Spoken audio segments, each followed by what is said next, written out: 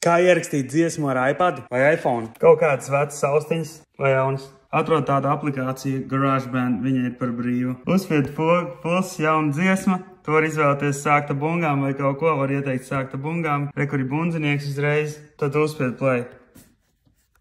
Un tad austiņās var dzirdēt, kas skan. Un te ir metronoms, kur var ieslēgt austiņas vajag tāpēc, lai nedzirdētu kāds metronoms skan. Un šeit var uzmainīt viņam ātrumu. Es paņemšu bišķi lēnāk. Tad tev vajag kādu mūzikas instrumentu. Būtībā austiņas tev vajag, lai tu nedzirdētu to kliku iekšā tajā ierakstā, ko tu ieraksti. Un tad ieraksti caur austiņu mikrofonu savu instrumentu. Gandrīz aizmirst uzspiedz šitiem kvadrātiem. Un tad tu var izvēlēties jaunu treku. Rekur audio. Es rakstīšu instrumentu. Un principā tu vari spiest ierakstīt. Ierakst klāt vēl instrumentus. Un vēl vienu instrumentu. Tad ātri samiksē kaut ko un iemet netā.